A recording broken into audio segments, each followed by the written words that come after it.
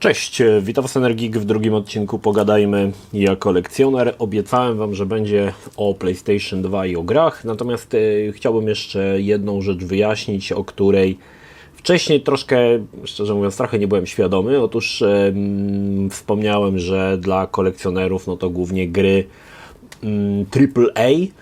No i sporo osób w komentarzach pisało, że dla nich to nie ma znaczenia, jaka jest tak naprawdę okładka, czy głównie chodzi o to, żeby był język angielski na płycie, a sama okładka może być jakakolwiek, niemiecka, francuska, hiszpańska. I faktycznie troszkę ja tak tutaj chciałbym Was przeprosić, bo troszkę jakby to przyrównałem do siebie, jak ja zbieram, ale faktycznie okazuje się, że wielu osobom to zupełnie nie przeszkadza, zwłaszcza, że te wersje nie będące AAA są często o wiele tańsze niż edycje zawierające wszystkie te elementy w języku angielskim. Poczekajcie, ja sobie zapalę światło, bo jeszcze tu zapomniałem o oświetleniu. Pyk. Dlatego, jeżeli również jesteście osobami, które no nie do końca Wam zależy na tym, żeby okładka była po angielsku, a liczy się dla Was, żeby ta gra była tańsza, polecam stronę, tutaj warto sobie ją dodać do ulubionych, która nazywa się redump.org. Zawiera ona tutaj informacje na temat zrzutów na ISO prawdopodobnie różnych gier, ale to nie ma znaczenia, bo tutaj jakby nie ściągniecie tych gier, to są tylko i wyłącznie informacje na temat tych zrzutów. I dlaczego jest to ważne? Strona obsługuje mnóstwo różnych gier, znaczy systemów, tak? Między innymi Sony, oczywiście PlayStation 1, 2, 3, znajdziemy też Amigę CD32, znajdziemy Amigę CD, znajdziemy Jaguara, Philipsa, ogólnie większość gier, które działają na płyty CD. Tutaj tych systemów, które działają na płycie CD, znajdziemy tutaj informacje. Ale nas interesuje PlayStation 2. Jeżeli sobie wybierzemy PlayStation 2, przeniesie nas do w zasadzie wszystkich tutaj gier, które mamy, zrzutów z informacją, jakiej wersji dana jest gra, jaki ma język, i to jest najważniejsze, oczywiście też numer seryjny płyty i zaraz Wam pokażę, jak to używać. U góry możemy sobie wybrać, jaki chcemy region danej płyty, czy to ma być wszystkie regiony, czy ma być europejski, amerykański i tak dalej. Na razie zostawmy sobie wszystko, bo to będzie łatwiej mi pokazać, jak to działa. I przypuśćmy, że chcecie sobie kupić, wróćmy do tego Obscura jedynki, znaleźliście na eBayu, gra jest na przykład napisane, że jest hiszpańska okładka, ale nie wiemy, jaka jest do końca i jaki jest do końca język na tej płycie, więc wchodzimy sobie tutaj na Obscure i jak widzicie mamy kilka wersji. I teraz tak, mamy 3 wersje europejskie, brytyjska, francusko-włoska i niemiecko-hiszpańska. I jak łatwo zauważyć, tylko wersja brytyjska posiada język angielski. Wersja francuska lub hiszpańska mają tylko te dwa języki, francuska i włoska mają tylko te dwa języki, niemiecka i hiszpańska również mają te dwa języki i rosyjska również ma tylko język rosyjski. Także trzeba uważać, bo można kupić tanio, ale potem się okazuje, że niestety język, który jest na przykład, no oczywiście jak ktoś zna, no to gratulacje, ale jak ktoś nie zna na przykład francuskiego i włoskiego, no to zostaje z grą, która no w zasadzie była tania, ale nic z nią więcej nie można zrobić. Jeżeli sprzedawca nie podaje, jaki jest język, możemy jeszcze sobie wyśledzić tą grę po numerze seryjnym, tak, tutaj z boku i zobaczyć. Niektóre gry, na przykład Metal Gear Solid, nie wiem, czy ja go tutaj szybko znajdę, mają tylko jeden język na płycie. Snake Eater na przykład, niemiecki ma tylko niemiecki, włoski ma tylko włoski. To jest dosyć prawdopodobne, bo gra była dosyć duża, zajmowała dużo miejsca na płycie, więc trudno, żeby tam te ścieżki dialogowe były w kilku językach, więc warto tutaj sobie zobaczyć, które wersje gier posiadają jaki język. Jeszcze sprawdźmy jedną grę. Kuon jest jedna z najdroższych gier aktualnie na PlayStation i mamy wersję europejską, która może być w 3 wersjach, bo sam widziałem, że są okładki francuskie na przykład i faktycznie możemy sobie wybrać którąś z tych wersji. Mamy 3 języki na pokładzie, także możemy sobie dowolny ten system wybrać również niemiecki, dobrze spojrzałem? Niemiecki też. Także tak to mniej więcej wygląda. Pamiętajmy, że strona podaje tylko informacje na temat tych języków, które są w grze, a nie tych, które są na okładce. Więc tak jak pokazuje Kuon, może to być gra w wersji niemieckiej, dokładnie z takim samym... O, gdzie ja to mam? I zgubiłem teraz, no, ojej. Opereste Kuon. Może to być wersja niemiecka, dokładnie z takim samym numerem seryjnym, ale jeżeli ten numer seryjny również się zgadza, no to możemy być pewni, że chociaż okładka jest niemiecka, na płycie znajdziemy jeszcze język angielski i francuski. Także polecam tą stronkę sobie ją dodać, bo tutaj wiele rzeczy potrzebnych można znaleźć, jeżeli zależy Wam na tym, żeby kupić grę taniej. Niekoniecznie musi być okładka angielska, ale ważne, żeby ten język angielski był. No albo inny język, to już możecie sobie tam popatrzeć. Jeżeli lubicie grać po niemiecku, no to też możecie się tutaj dowiedzieć, która gra ten język obsługuje. Dobra, przechodzimy do głównego dania tego odcinka. Dobra, lecimy z długo zapowiadanym odcinkiem kolekcjonera. Jak mówiłem, na początek zrobimy sobie taki materiał o PlayStation 2, o konsoli, która jest bardzo fajna, jeżeli chodzi o zbieranie gier, o kolekcjonowanie gier z kilku powodów. Po pierwsze, tych gier jest masa, jest czym wybierać. Mamy bardzo dużą różnorodność, jeżeli chodzi o ceny samych gier. Mamy tytuły, które są tanie, mamy tytuły, które są mega drogie. No, mamy trochę fajnych edycji, o czym zaraz powiem. Na początek zacznijmy od tego, że w zasadzie jeżeli chodzi o gry na PlayStation, to dzielą się one jakby na dwa rodzaje. Gry premierowe i gry tak zwane Platinum. Wybaczcie stan mojej gry Platinum Enter the Matrix, ale to jest jedyna gra w wersji Platinum, którą posiadam w domu i miałem też duże problemy, żeby ją w ogóle znaleźć. Dlaczego pojawiły się wersje Platinum? Jeżeli gra odnosiła sukces i tutaj niestety te dane są różnie podawane. Niektórzy mówią, że jeżeli sprzedało się 400 000 kopii, niektórzy mówią, że 500 000. Także te dane nie są jakby tutaj, że tak powiem, ścisłe. Przyjmijmy, że chodzi o 400 000 kopii. Jeżeli gra sprzedała się w 400 000 kopii, Sony robiło dodruk gry w wersji Platinum. One zazwyczaj kosztowały taniej. No i oczywiście różnica była taka, że wyglądały troszkę inaczej niż normalna edycja gier. Tutaj pokażę normalną edycję, to jest edycja premierowa, to jest edycja Platinum. Różnice polegały na tym, że edycja normalna miała czarny label, znaczy premierowa z białym napisem. Tutaj mieliśmy cały srebrny, jakby całą ramkę srebrną tak naprawdę. W środku mieliśmy okładkę, zazwyczaj ta okładka była w wersji premierowej właśnie w tym miejscu. Także tutaj te różnice były już widoczne od razu. Oczywiście na dole mieliśmy napis Platinum. Jeżeli spojrzymy na bok, jak widzicie, różnice też są dosyć znaczące. Wersja Platinum srebrno-czarna, wersja premierowa czarno-biała. No a z tyłu w zasadzie, tył okładki był w zasadzie podobny. Tutaj widzę, że mamy na Matrixie, nie wiem czy na wszystkich grach tak było. Only the best selling games qualify for Platinum. To jest to, o czym mówiłem. Jeżeli sprzedawała się odpowiednia ilość, no to była ona wtedy przenoszona na wersję Platinum. Ważne też jest to, że różnica inaczej wyglądały płyty. Zazwyczaj płyty w wersji Platinum były całkowicie srebrne z napisem Platinum. W odróżnieniu od gier na przykład na PlayStation, nie wiem czy akurat Obscure jest dobrym tutaj przykładem, ale tak, miała normalnie poligrafię, jak widzicie, z gry, natomiast tutaj zawsze była edycja srebrna, nie było poligrafii, tylko była srebrna płyta taka w formie lustra. Jeżeli chodzi o manual nie widziałem wszystkich edycji Platinum, więc nie jestem w stanie tego stwierdzić, natomiast z tych wersji, które posiadałem, manual i w edycji specjalnej, i w edycji Platinum, i w edycji premierowej był zawsze taki sam.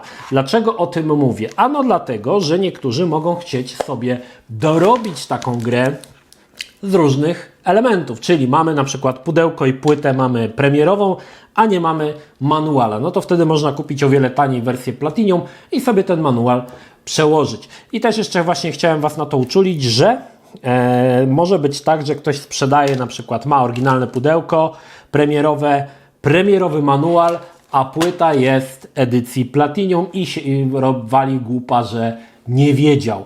Także warto o tym tutaj pamiętać. Co ciekawe, jeszcze jeżeli chodzi o robienie wała, miałem kilka lat temu taką sytuację. Odezwała się do mnie kobitka, która miała jakieś gry, nie wiem, po bracie, synie, ciężko mi powiedzieć, i chciała to sprzedać i przysłała mi zdjęcie i zapytała się, ile ta gra kosztuje. I była to gra Rule of Rose.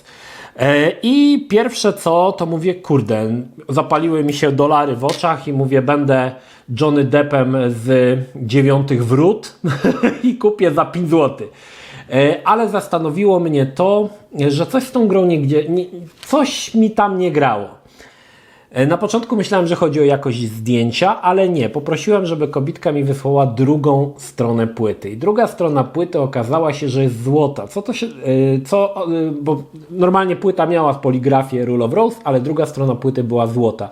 Co to oznaczało? Oznaczało to, że ktoś sobie nagrał sobie Rule of Rose na piracie i nakleił sobie oryginalną naklejkę z grafiką Rule of Rose. Możecie znaleźć to na przykład na cdcovers.cc. To jest taka strona, gdzie mamy okładki i mamy też poligrafię ze skanowanych płyt. Można sobie to ściągnąć, wydrukować, nakleić i wygląda jak oryginał. Dlatego zachęcam do tego, żeby bardzo poważnie podchodzić do tego, jeżeli chcecie kupić jakąś rzadką grę, bo mogą się zdarzyć też takie sytuacje, że ktoś może próbować robić was wała, często niekoniecznie intencjonalnie, ale że sprzedaje grę, która jest nieoryginalna, jakby to była oryginalna, bo według niego jest oryginalna, bo ma poligrafię, ma pudełko, ma to. I chyba pamiętam, że wtedy też spojrzałem na pudełko i okładka też była drukowana właśnie z CD Covers, czyli ktoś zrobił sobie tak zwanego samoroba z pirata i po prostu, żeby wyglądała jak oryginał. Także czasami ludzie tak robią i warto na to zwrócić uwagę i o tym pamiętać. Także to nie jest też rzecz, która jakoś tam specjalnie jest rzadko spotykana. Chociaż powiem Wam, że jeżeli chodzi o kupno gier ze Stanów Zjednoczonych, z Japonii, z Wielkiej Brytanii, jeżeli są jakieś mankamenty i na przykład osoba, która to sprzedaje, wie, że są, oni zazwyczaj to oznaczają, jest wtedy oznaczone, że jest to custom, czyli na przykład custom box albo custom manual i tak dalej. Także raczej te, powiedzmy, ci sprzedawcy dbają o swój towar, żeby on był wysokiej jakości, więc jeżeli jest taka sytuacja, że jest coś tam nieoryginalnego, zawsze jest to oznaczane. Jeżeli chodzi o najdroższe gry na PlayStation, które posiadam, bo pewnie mogą być droższe, ale na pewno są najdroższe. Aktualnie gry, które kosztują, będę się tutaj posiłkował price chartingiem z mojej aplikacji CLZ Games. Aktualnie gry, które święta trójca gier, które są aktualnie najdroższe na PlayStation 2. To te 3 tytuły. Rule of Rose, Hunting Ground, zadziwiające, i Kuon. Jak widzicie, wersje Hunting Ground i Kuon mam wersje palowskie, a Rule of Rose mam wersję amerykańską. I tutaj jest kolejna ciekawostka. Jest Rule of Rose w wersji europejskiej, dokładnie w brytyjskiej, i warto na to zwrócić uwagę, że ta wersja prawdopodobnie jest fejkiem.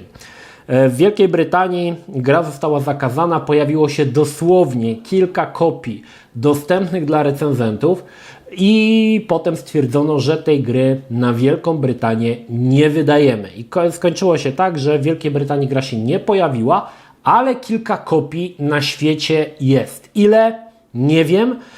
Nigdy nie widziałem, żeby ktoś sprzedawał brytyjską kopię Rule of Rose, więc jeżeli ktoś sprzedaje, trzeba tu być ekstra uważnym, czy to nie jest jakiś fake. No bo powiedzmy sobie szczerze, w dużym prawdopodobieństwem jest to, że jest to jednak fake. Kolejna ciekawostka, z którą warto zwrócić uwagę i którą już widać po tych pudełkach, to to, że pudełka europejskie zazwyczaj były niebieskie, w kolorze właśnie takim indygo, jak GameCube, natomiast edycje amerykańskie miały pudełka czarne. Nie wiem, dla mnie to nie ma znaczenia, jeżeli kupuję edycję europejską, jest w czarnym pudełku, bądź odwrotnie, kupuję edycję amerykańską, jest w niebieskim pudełku, nie ma to dla mnie znaczenia, aczkolwiek są osoby, które na to zwracają uwagę. Niemniej, są to 3 gry, które aktualnie są jednymi z najdroższych. Ceny są z wczoraj, to od razu Wam powiem. Za kuon trzeba wybulić $748. Jest to edycja CIB, czyli Complete in Box z manualem, z płytą i oczywiście AAA. Jak widzicie, tutaj mamy aż 5 języków na tej grze. $748. Rule of Rose już nie jest najdroższą grą. Przez długi czas była najdroższa. $670. Są wersje i tutaj chyba nie wiem, czy mi się udało znaleźć, ale wiem, że są wersje, na przykład Kuona, wersja francuska z francuską okładką, czyli nie jest to AAA. Jest ona wtedy tańsza, albo też czasami tak cena może być droższa. Jeżeli chodzi o Rule of Rose, też nie wiem, czy są jakieś inne języki. To jest wersja amerykańska, tak jak mówię, kosztuje ona 670 aktualnie dolarów. No i trzecią Hunting Ground na trzecim miejscu $367. Tutaj jest widać, jeżeli chodzi o przypadek Hunting Ground, widać bardzo duży wzrost ceny w bardzo krótkim czasie. Cały czas cena tej gry rośnie. Zapewne Kuon i Rule of Rose to były gry Wam znane, że one są dosyć sporo warte, ale Hunting Ground widać, że jest to tytuł, którego cena cały czas rośnie i podejrzewam, że to nie jest sytuacja taka, że to się zatrzyma. Natomiast jeżeli chodzi o gry, szukam jej właśnie, dajcie mi sekundę, bo nie wiem, czy ja ją wyjąłem. Mam. Jeżeli chodzi o gry, których cena przekroczyła $300, czekajcie, aż mi się... nie mam tu jak się ruszyć z tym wszystkim. Jeżeli chodzi o gry, których cena przekroczyła $300, dołącza do niej Silent Hill Shattered Memories, która aktualnie kosztuje też niemało, już patrzę, $331, przy czym jest to cena Complete in Box. Shattered Memories w wersji palowskiej mam jeszcze nieotwartą kopię, szczerze mówiąc nie wiem, nie pamiętam ile za nią dałem, ale na pewno nie tyle, ile jest ona dzisiaj warta. I to jest też gra, której cena cały czas rośnie. Dlaczego? Widzę, że mam folii, tak, ale tu pokażę, że faktycznie jest ta folia Sony tutaj na dole. Czekajcie, muszę się tu ogarnąć. Cena z Silent Hill Shattered Memories zaczyna również dosyć szybko rosnąć i w zasadzie wzrosła w bardzo krótkim czasie do ceny dość absurdalnej, że tak powiem. Dlaczego Shattered Memories jest takie rzadkie na PlayStation 2? Ponieważ pojawiła się gra, jak już było dobrze po premierze PlayStation 3 i już niewiele osób było zainteresowanych tą grą i tą konsolą. Raczej wszyscy patrzyli już na PlayStation 3, a tu nagle wychodzi jeszcze gra na PlayStation 2. Jest to Silent Hill, która też nie była zbyt duża ilość kopii z racji tego, że to zainteresowanie też nie było zbyt duże. Także też to jest tytuł, który przekroczył magiczną barierę $300. Jeżeli chodzi tu teraz troszkę o kolejnej klasyfikacji samych gier, bo obok wersji premierowych i wersji Platinum pojawiły się też wersje Premium. Wersje Premium gier na PlayStation przyjmują różne, są w różnych wersjach, o czym zaraz powiem. Chodzi o to, że to jest początek, znaczy może nie początek, bo to się zaczęło przy PlayStation 1 albo i nawet jeszcze we wcześniejszej generacji, ale przy PlayStation 2 edycje kolekcjonerskie zaczęły być coraz bardziej, że tak powiem, popularne i część najbardziej, tak mi się wydaje, gier, które rokowały na to, że będzie ich sprzedaż wysoka, wychodziła w steelbookach. Mam kilka takich steelbooków, niektóre z nich są dość zadziwiające, na przykład King Kong.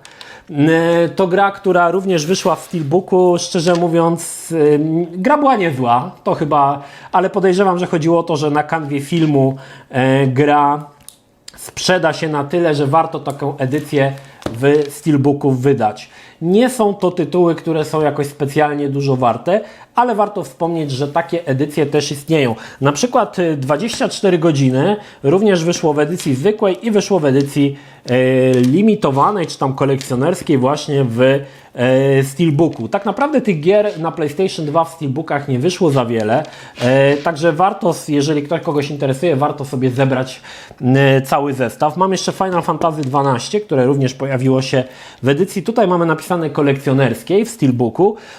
I teraz ciekawostka. Resident Evil 4 w wersji palowskiej pojawiła się taka edycja, jest to edycja również w Steelbooku. Wiele osób ją zna. Nie była to jakaś specjalnie gra, która była rzadka, ona nie kosztuje wiele. Na co warto zwracać uwagę przy kupnie gier na Steelbookach? Nie tylko na PlayStation 2, ale na wszystkich Steelbookach. Wiecie, jaki jest problem? Że jeżeli Steelbooki nie są odpowiednio przetrzymywane, one rdzewieją.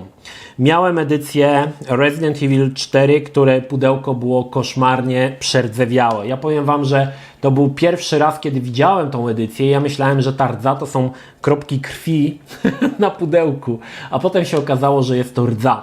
I to jest właśnie problem. I tutaj chyba mam element, czekajcie, pokażę Wam, troszkę właśnie przerdzewiała, była trzymana w nieodpowiednich warunkach i pudełko zaczyna troszkę przerdzewieć. To nie jest fragment poligrafii, tylko właśnie pojawia się rdza. Dlatego jeżeli kupujecie grę w Steelbooku, warto sprawdzić, żeby sprzedawca Wam podesłał dokładne zdjęcia, sprawdzić, czy to pudełko nie rdzewieje w którymś miejscu. Jeżeli był dobrze przetrzymywany Steelbook, tak jak ja mam w opakowaniach od... Boże, zapomniałem. Zawsze mówię o tych... o Jezu. W takich specjalnych plastikowych kopertach, że tak powiem, które możecie kupić na Allegro. Także one są tutaj przytrzymywane w odpowiedni sposób, więc się z nimi nie powinno nic stać. No i kolejną rzeczą, na którą warto zwrócić uwagę, że Steelbooki mają to do siebie, że często się rysują.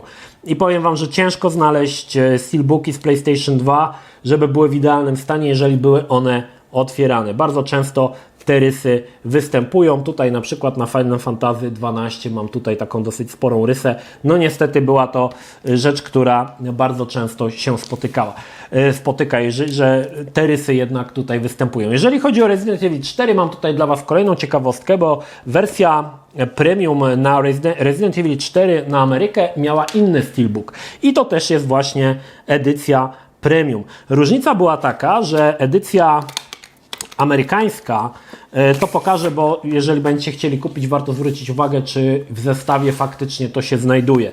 Obok podstawowych płyta, druga płyta i manual był tak zwany laser cell, czyli taki obrazek z Adą Wong. Mała ciekawostka, w wersji na GameCube Resident Evil 4, w wersji GameStopowej, czyli w tym czerwonym metalowym pudełku, znajdziecie również taki laser cell, ale Leona. Tutaj mamy tylko i wyłącznie Ady Wong. Także warto zwrócić uwagę, bo bardzo często sprzedawcy, jeżeli nie są pierwszymi właścicielami, nawet nie wiedzą, że ten laser cell w tych wersjach gier, czy tam w tych steelbookach występował. Także jeżeli będziecie chcieli kupić, warto zwrócić uwagę, czy jest to edycja kompletna. Także tak to wygląda w kwestii steelbooków. Tak jak mówię, nie są to jakoś specjalnie drogie tytuły. Najdroższy z nich to chyba będzie Resident Evil w premium, wersji premium amerykańskiej, którego cena będzie najwyższa, natomiast pozostałe naprawdę nie są to jakieś wysokie koszta, żeby sobie tę grę kupić. Jeżeli jesteśmy już przy steelbookach, zapomniałem jeszcze o jednym steelbooku, ale chciałem o nim powiedzieć, jak będę mówił o Metal Gear Solid. Mamy tutaj też oczywiście steelbooka Snake Eatera, też bardzo popularny. Cena to chyba około 60-70 zł, na Allegro można kupić. Także jeżeli ktoś jest fanem Metal Gear Solid, no to również taki steelbooczek może nabyć. Oprócz tego pojawiały się też wersje premium nie będące w steelbookach. Jednym z ciekawszych przykładów jest premium pack od Mortal Kombat Deception. Jest to ciekawe z kilku powodów. Gra zawiera dwie płyty. Mamy tutaj płytę z grą i płytę z dodatkami. I nie wiem tylko gdzie. Jest tutaj jeszcze jedna rzecz, która jest ekstra dodatkiem. Chyba mam ją tutaj. To jest metalowa karta Mortal Kombat Deception z Sub-Zero. Także też tutaj warto zwrócić uwagę, bo bardzo często jeżeli kupujecie wersję premium, tej akurat gry, tej karty niestety metalowej nie ma. To jest faktycznie metalowa karta, to nie jest plastik. Także fajna rzecz dla kolekcjonerów i tutaj sprzedam Wam kolejną mega ciekawostkę. Wersja premium na Mortal Kombat Deception doczekała się tylko jednej wersji na PlayStation. Jest to z Sub-Zero. Wersja Mortal Kombat Deception na pierwszego Xboxa ma 4 wersje. Każda jest z inną postacią i każda posiada inną kartę. I tam mamy Skorpiona, Milenę, Barakę i Raidena. Także jeżeli chcecie mieć cały fajny zestaw Mortal Kombat Deception, no to jeszcze trzeba dokupić 4 kopie. Nie przygotowałem, ale to powiem o tym, jak będę mówił o kolekcjonerkach z Xboxa, to wtedy Wam pokażę i wrócimy do tego tematu. Trzeba jeszcze dokupić 4 części Deception na Xboxa, ale w zamian dostajemy bardzo fajny zestaw z 5 różnymi postaciami. Nie wiem dlaczego akurat PlayStation doczekało się innej wersji z inną postacią i też ciekawe, każda wersja na Xboxa również posiada metalową kartę z postacią, która jest na okładce. Natomiast jeżeli chodzi o płytę bonusową, wszystkie te płyty są takie same. No i oczywiście płyta z grą również jest taka sama. Czyli to jest różnica w zasadzie, czekajcie, jeszcze zerknę, czy płyta bonusowa ma. Płyta bonusowa jeszcze ma postać, która jest na okładce, w tym wypadku Sub-Zero. Także też to jest ciekawa rzecz, jeżeli komuś zależy, żeby skompletować właśnie taki fajny zestawik. Skoro jesteśmy przy edycjach premium, najczęściej edycje premium pojawiały się w Japonii. Nie ma ich dużo, aczkolwiek te najbardziej znane tytuły mają swoje edycje kolekcjonerskie. Ja już je pokazywałem jakiś czas temu na różnych filmach w serii Unboxing from the Past, ale dzisiaj troszkę to rozwinę. Mamy na przykład edycję premium Kingdom Hearts, jest to wersja Final Mix, która posiada w środku figurkę i tak jak większość tych edycji premium, czy tam nazwijmy je kolekcjonerskich, wyszła tylko i wyłącznie w Japonii. I Kingdom Hearts jest właśnie takim tytułem, który tylko i wyłącznie w Japonii się pojawił, aczkolwiek możecie go kupić naprawdę niedrogo, nie jest on specjalnie dużo warty, aczkolwiek trzeba go sobie tutaj importować z Japonii. Jednym z ciekawszych rzeczy, która również pojawiła się na PlayStation 2, jest wydanie Metal Gear Solid Collection, zawierające chyba aż 10 płyt, o ile dobrze pamiętam, i która zawiera wszystkie części Metal Gear Solid do momentu wydania wszystkich na PlayStation 2. A więc mamy tutaj, ja przerzucę sobie do góry, żeby widzieć, mamy Metal Gear Solid i mamy Metal Gear i Metal Gear 2 Solid Snake, mamy Metal Gear Solid, jest to wersja z PlayStation, jest to chyba jedyna edycja, gdzie możemy zdobyć na płycie Metal Gear Solid, bo jest on oczywiście nagrany w wersji PlayStation 1, ale działa jest wstecznie kompatybilny oczywiście z PlayStation 2. Mamy Sons of Liberty, mamy The Document of Metal Gear Solid 2. Ja to sobie przygotowałem, bo ta wersja również wyszła osobno na rynek amerykański, czyli dokument poświęcony tworzeniu Metal Gear Solid 2 w wersji poczekajcie, sprawdzę, bo już nie pamiętam, tego jest tyle. W wersji europejskiej ten dokument jest od razu w wersji Substance, czyli jeżeli kupujecie wersję Substance Metal Gear Solid, to macie dokument od razu na płycie tutaj wrzucony. Jeżeli kupicie wersję amerykańską, której chyba nie posiadam, Metal Gear Solid 2, dajcie mi, mam jeszcze, jeszcze mam jeden, jeszcze mam taki, czekajcie, zobaczę, jeszcze mam taką wersję Metal Gear Solid 2. To jest wersja też europejska, to nie jest, bo to jest tak, to była pierwsza wersja, która posiada dysk bonusowy, ale to nie jest dokument of Metal Gear Solid. Mamy wersję Substance, która posiada ten dokument i mamy wersję amerykańską, która też tego dokumentu nie posiada, on był wydany osobno na płycie. No i oczywiście ten dokument też jest dostępny tutaj w Metal Gear Solid Collection. Dalej mamy Metal Gear Solid 3 Snake Eater i to jest, z tego co pamiętam, zwykła wersja, to nie jest wersja Subsistence, o którym zaraz powiem. No i mamy jeszcze Metal Gear Solid Portable Ops, czyli wersja gry na PSP. dobrze pamiętam, Portable Ops, tak, na PSP, pierwsza wersja gry na PSP.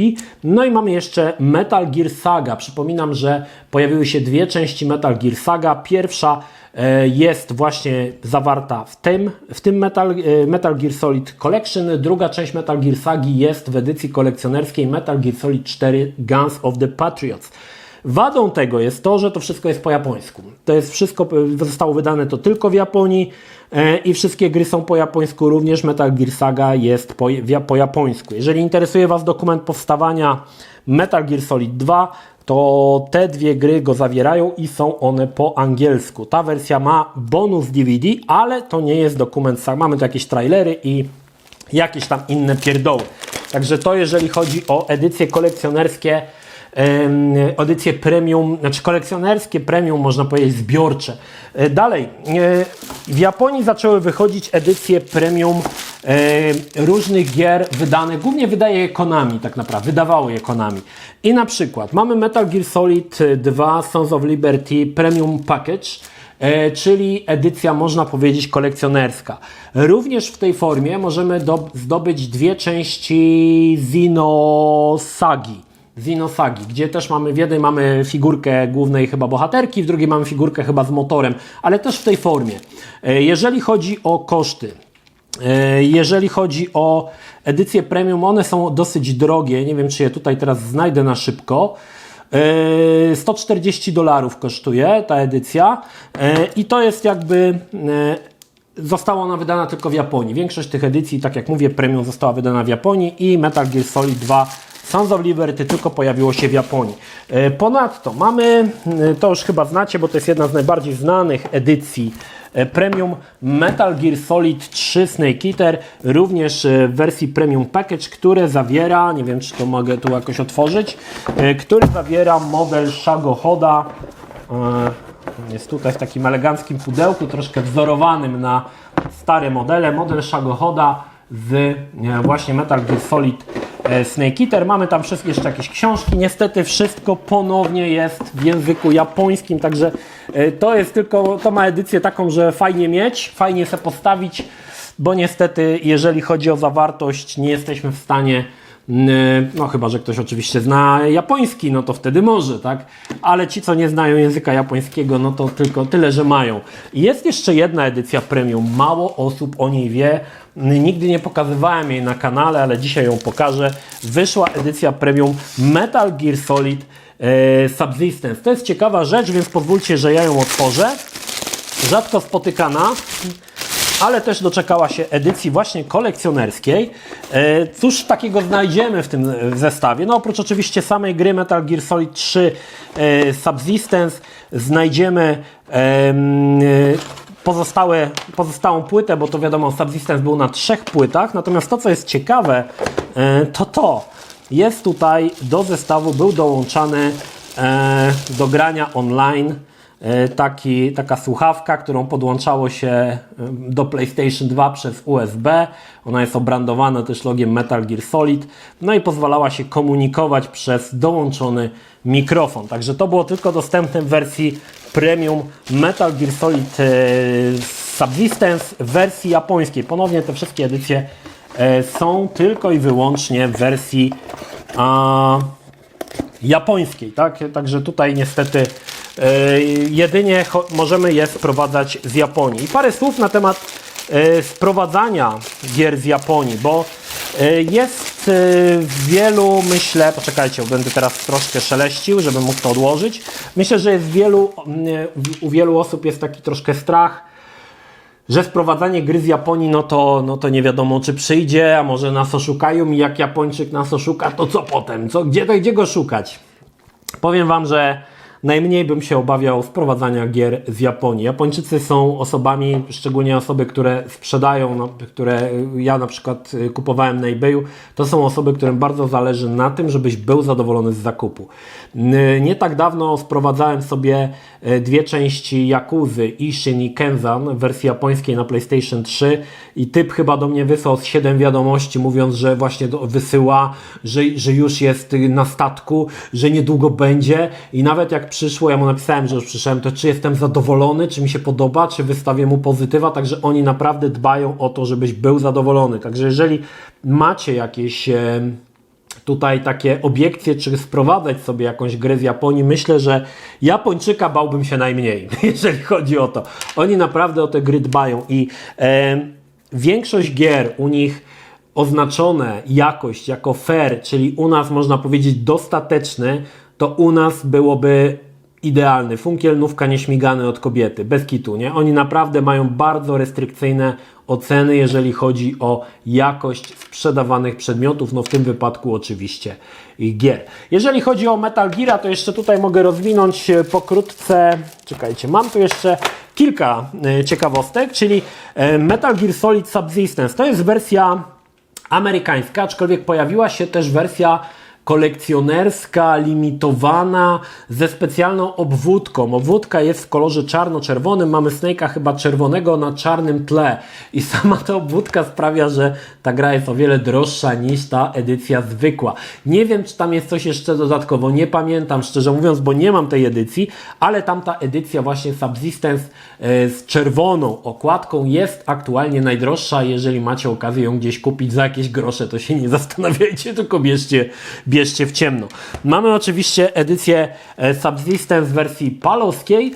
No ona, jak widzicie, różniła się troszkę tym, że tutaj mieliśmy jakby rozłożone to na dwie płyty, tutaj są jakby trzy płyty włożone w jednym pudełku i tylko taka edycja wyszła, nie wyszła edycja kolekcjonerska w czerwonym pudełku i mam jeszcze Snake Eatera japońskiego, nawet nie wiem skąd i to jest też ta zwykła wersja, która pojawiła się na rynek japoński. No i jeszcze mam jedną ciekawostkę, Metal Gear Solid The Trailer, to jest ten słynny trailer Z3,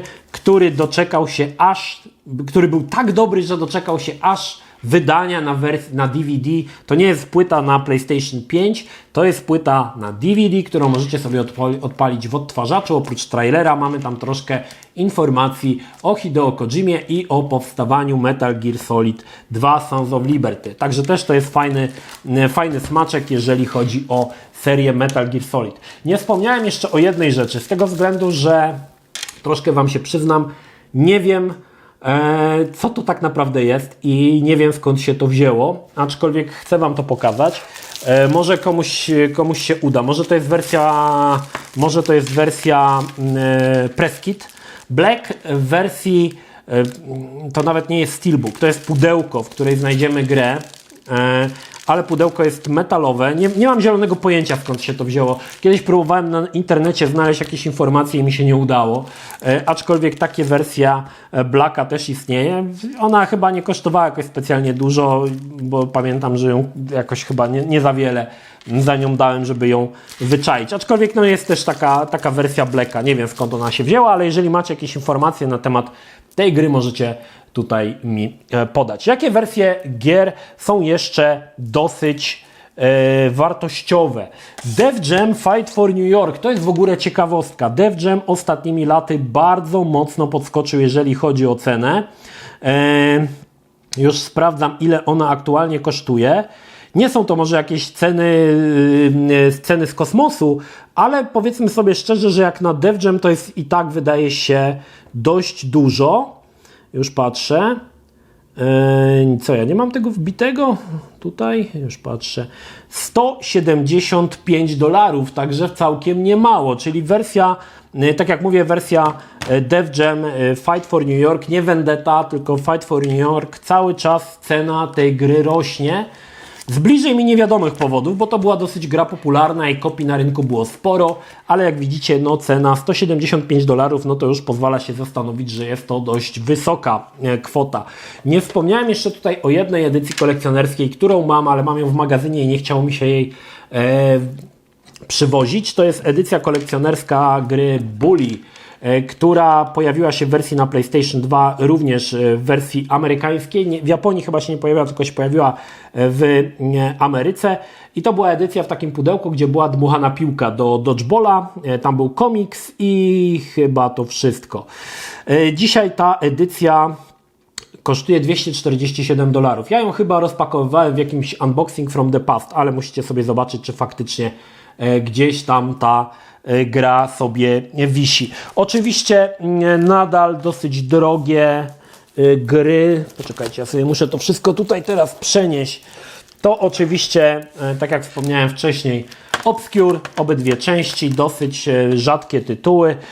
Jeżeli chodzi o takie pewniaki, których cena może nie rośnie jakoś specjalnie, ale nadal jest na dość wysokim, że tak powiem, poziomie. Czekajcie, tylko sobie tu muszę wyłączyć, muszę sobie wyłączyć teraz sortowanie, abym łatwiej mógł te gry znaleźć. To seria Fatal Frame, czy też Project Zero. Ja mam wersję europejską, 3 części Project Zero. Zobaczmy, jak to wygląda w cenach. Pierwsza część ta $87, druga 88, trzecia 85. Nadal te ceny, może one tak specjalnie nie rosną, jeżeli chodzi o Project Zero, ale nadal są to dość drogie gry, szczególnie druga część. W Polsce chyba druga część jest tą częścią najdroższą i najbardziej poszukiwaną, aczkolwiek wszystkie 3 części no, nie należą do najtańszych. Warto się zainteresować. Echo Night Beyond jest to trzecia część, która oryginalnie pojawiła się na PlayStation 1. Dwie pierwsze części. Jedynka miała wersję amerykańską i japońską. Dwójka wyszła chyba tylko w Japonii. No i trójka już miała też edycję palowską. Na dzień dzisiejszy Echo Night Beyond $186. Wszystkie gry od Atlusa, dobrze mówię, od Atlusa chyba, od From Software, ale od Atlusa też. Od Atlusa i od From Software, szczególnie te starsze gry, wszystkie te gry są dość sporo warte i bardzo cena ich rośnie. Ostatnio powróciła Yakuza do łask. Wielu graczy obudziło się, że to jednak fajna wersja. Mam nadzieję, że też dzięki mnie. No i dwie części Yakuzy. Pierwsza część może nie jest specjalnie droga, bo jej wartość to około $28, natomiast bardziej poszukiwana jest druga, która kosztuje około $50, co też jest dosyć sporo, bo jednak Yakuza to tytuł był, nie mogę powiedzieć, że popularny, ale wydaje mi się, że widziałem na wielu aukcjach Yakuzę, szczególnie dwójkę, nawet na polskich aukcjach, a teraz ta cena niestety dość mocno podskoczyła i Yakuza widać, że wraz z zwiększaniem się popularności serii cena będzie cały czas rosła, także to jest też, wydaje mi się, dobra inwestycja, gra, której cena będzie rosła. Mamy jeszcze jeden, zauważcie, że bardzo często te horrory są dosyć drogie. Mamy jeszcze Forbidden Siren. Forbidden Siren mam w dwóch wersjach palowskich drugą część, nie wiem, one się różnią. Aha, bo jedna jest multi, a druga jest chyba brytyjska. Jedna jest też z polskiej dystrybucji. Jeżeli chodzi o Forbidden Siren, to też nie mamy tutaj jakoś specjalnie wysokiej ceny za tą grę. Już mówię Wam, ile ona kosztuje. Pierwsza część $48, Forbidden Siren 2 $73-74, w zależności pewnie od edycji, bo ta edycja polska może być w Polsce więcej warta. Różnica jest taka, że z tyłu, jak sobie spojrzycie, edycja brytyjska ma tylko po angielsku, edycja z polskiej dystrybucji ma aż 4 języki tutaj wymienione. Tutaj mamy edycję też z polskiej dystrybucji też mamy 4 języki. Także też Forbidden Siren nie widziałem, żeby cena jakoś specjalnie rosła, ale powiedzmy sobie szczerze, jest to gra, która zawsze była dosyć popularna i myślę, że jej wartość cały czas rośnie. Teraz mamy ciekawostkę. Marvel vs. Capcom. Dość niespotykany tytuł, żeby on jakoś specjalnie był dużo warty, ale Marvel vs. Capcom kosztuje $200.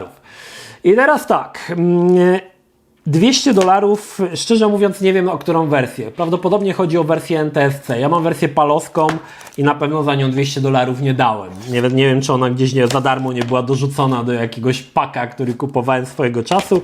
Natomiast możliwe, że skoro edycja jest tak często, że jeżeli edycja amerykańska cena jej zaczyna rosnąć, nagle edycja europejska również rośnie. I Marvel vs. Capcom, no mam tutaj wpisane $200, niestety nie wiem, czy to chodzi o wersję europejską, czy wersję amerykańską, ale powiedzmy sobie szczerze, jak na bijatykę od Capcomu 2D, która była powiedzmy w miarę popularna na automatach też i ona się tam pojawiała na różnych systemach, no to jest dużo. $200 za Marvel vs. Capcom, dajcie spokój. Mamy też ciekawostkę w postaci Xenosagi. To jest w ogóle ciekawy temat Xenosaga, dlatego że wersje Xenosagi to jest jeden wielki bałagan. Na początek powiem od razu ceny.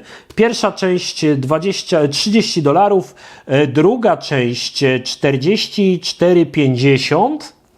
Wersja NTSC, dlaczego NTSC zaraz powiem, i trzecia część $247. Przy czym mówimy o edycji zwykłej, bo jest jeszcze edycja z trójwymiarową okładką, która kosztuje jeszcze więcej. I teraz ciekawostka. Pierwsza część Xenosagi nie pojawiła się nigdy na rynku europejskim. Pojawiła się tylko i wyłącznie w Stanach Zjednoczonych. Druga część pojawiła się w Stanach Zjednoczonych i pojawiła się też w Europie. No ale problem był taki, że Xenosaga 2 była w Europie, a nie było w Europie części pierwszej. Więc druga część pojawiła się w formie, nazwijmy to premium, gdzie był bonus DVD, który zawierał cały film, jakby skompilowany film z części pierwszej. Więc ta część pojawiła się w Europie i była to jedyna część, która pojawiła się w Europie i to jest w ogóle absurd. No bo trzecia część ponownie pojawiła się tylko w Stanach Zjednoczonych i ta trzecia część jest najwięcej warta, tak jak mówię. Ile mówiłem? $247, dobrze pamiętam? $247. Jeżeli chcecie kupić wersję z trójwymiarową okładką, chyba około 400 kosztuje dolarów, aczkolwiek jest chyba tylko jedna aukcja, jak patrzyłem ostatnio, może teraz się zmieniło. Także cena też dość sroga, że tak powiem. No i Xenosaga doczekała się też edycji premium. Nie pamiętam tylko których. Wydaje mi się, że 2 i 3 są w edycji premium, podobnie jak Metal Gear Solid. Obydwie wersje zawierają oprócz gry figurkę, ale są to tylko i wyłącznie wersje gry po japońsku. Także trzeba też na to uważać. Jeżeli chodzi o PlayStation 2, no to powiedziałem Wam o większości. Mam jeszcze tutaj, przygotowałem chyba przez przypadek, wziąłem Silent Hill Origins. I to jest ciekawostka, bo o ile Shattered Memories jest wersją gry, która kosztuje krocie, to wersja Origins, a nie, $107, słuchajcie. Czyli cena też cały czas rośnie. Nie tak bardzo jak Shattered Memories, ale Origins cena też rośnie. Również jeżeli jesteście zainteresowani, warto i Shattered Memories i Origins kupić wersji na PSP, bo ich ceny również rosną. Przy czym warto wspomnieć, że wersja na PSP Origins jest o wiele tańsza niż Shattered Memories. I jeżeli chcecie zagrać w najlepszą wersję Shattered Memories pod kątem oprawy, no to najlepsza wersja jest na Wii, która ma najlepszą grafikę, ale też przy okazji jest i najtańsza. Także też warto tutaj o tym pamiętać. Jeżeli chodzi o japońskie gry, mam tutaj dwa tytuły, które nie są zbytnio drogie. Czekajcie, zaraz zobaczę, bo teraz się może okazać, że one już dzisiaj, no nie, sporo już kosztują. Czyli Mr. Mosquito, gra, w której kierujemy komarem. Pierwsza wersja wyszła w Ameryce i aktualnie ona kosztuje $90 i widzę, że też cena rośnie, bo ja ją kupowałem na pewno kilka razy mniej, ona mnie kosztowała, a teraz już widzę, że kosztuje $90. Natomiast druga część pojawiła się tylko i wyłącznie w Japonii, no i ta wersja kosztuje $23, także różnica w cenach jest, jak widzicie, dość znaczna, jeżeli chodzi o gry na PlayStation. To mniej więcej wszystko. Nie pokazałem Wam wszystkich gier na PlayStation, bo trochę to nie ma sensu wyciągania tego wszystkiego. To jest jakby jedna, nie wiem, czwarta tego, co posiadam, albo i rzadziej. Pokazałem Wam te najrzadsze tytuły i chciałem też Wam pokazać mniej więcej, na co zwracać uwagę podczas kupna gier na PlayStation 2. Także jeżeli jesteście zainteresowani grami, które są pewnego rodzaju inwestycją, to na pewno poleciłbym jeden z tych 4 tytułów, a najlepiej wszystkie 4. czyli Silent Hill, Shattered Memories, Haunting Ground, Rule of Rose i Kuon. To są gry, których widać, że cena nie spada od lat, a wręcz rośnie i prawdopodobnie z powodu tego, że ilość kopii na rynku jest nieduża, możemy się spodziewać tego, że cena będzie tych gier rosła cały czas. Nie będzie to jakieś potworne pewnie ilości, ale widać, że rośnie. Szczególnie Kuon, który aktualnie jest jedną z najrzadszych gier na PlayStation. Widać, że cena mocno podskoczyła ostatnimi czasy. No ale goni go oczywiście Rule of Rose i chyba najciekawsze Haunting Ground, który również nigdy mi się nie wydawał, że to była jakaś gra specjalnie rzadka, ale dzisiaj cena Haunting Ground też, jak widzicie, jest dość wysoka. Także podsumowując, jeżeli chcecie kupić sobie grę na PlayStation, na pewno jeżeli chcecie pograć, nie zbieracie gier, ale chcecie sobie pograć, no to wersje Platinum będą najtańsze i tak naprawdę można i nawet po 5 zł kupić te wersje Platinum, dlatego że nikt ich po prostu nie chce. Ale jeżeli chcecie po prostu zagrać sobie na PlayStation nie patrząc na koszta, no to na pewno wersja Platinum będzie dla Was najlepszym rozwiązaniem, no tak jak mówię, do grania. Niekoniecznie. Ja uważam, że oczywiście tutaj, podobnie jak mówiłem o tych wersjach AAA na samym początku filmu, ja uważam, że trzymanie gry w wersji Platinum na półce to wstyd i hańba i nie powinno się tego trzymać. Ja mam tylko jedną taką grę niestety, nie mogę ich pokazać Wam więcej, bo ja się ogólnie bardzo szybko, jeżeli mam jakąś Platinum, to się bardzo szybko ich pozbywam. Zazwyczaj wrzucałem je do pudeł pełnych barachła, bo nie są to gry ani które ładnie wyglądają, ani nie są to gry, które mają jakąkolwiek wartość tak naprawdę. Ogólnie te Platinum to są tak naprawdę wersje bezwartościowe, które jeżeli macie w swojej kolekcji i uważacie, że złapaliście Pana Boga za nogi, no to muszę niestety Was zmartwić. Edycje Platinum są nic nie warte i w ogóle bardzo ciężko je sprzedać, bo nikt nie chce ich kupować. Ale i tutaj jeszcze w sumie taka ciekawostka, bo jeżeli chodzi o edycję Platinum, to można się pomylić przy Kingdom Hearts, bo tak naprawdę, jeżeli spojrzycie z boku, faktycznie Kingdom Hearts wygląda jak edycja Platinum, aczkolwiek zauważcie, że są odwrócone kolory. Na srebrno jest tytuł, nie na czarno, a PlayStation 2 logo jest na czarnym tle, a tutaj mamy na srebrnym tle, także to też nie jest edycja Platinum, znaczy to jest, to nawet chyba się nazywało edycja Platinum, tak, to jest edycja Platinum, ale to jest Platinum Limited, czyli edycja kolekcjonerska, co może powodować dosyć spory problem, jeżeli chodzi o rozróżnienie. To nie jest edycja Platinum na PlayStation 2, która wynikła z tego, że jest sprzedała się w dużej ilości kopii i została wydana edycja Platinum, tylko jest to edycja jakby kolekcjonerska, którą Japończycy nazwali Platinum Limited. Trochę myląca cała ta nomenklatura tutaj, ale właśnie do tego teraz przed chwilą zauważyłem, że tak właśnie się dzieje. Także tak to mniej więcej wygląda. Jeżeli podobał Wam się odcinek, dajcie znać, o jakiej konsoli chcecie posłuchać w kolejnym odcinku. Może to być coś bardziej retro, czyli na przykład Genesis czy tam Mega Drive.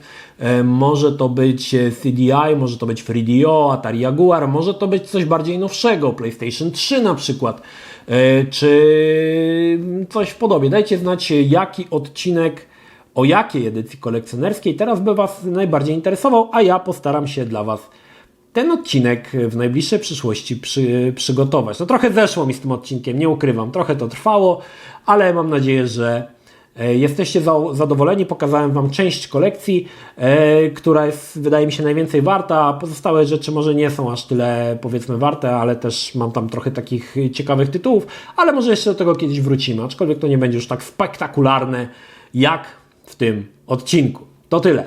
Pozdrawiam Was, Energik, trzymajcie się, do następnego.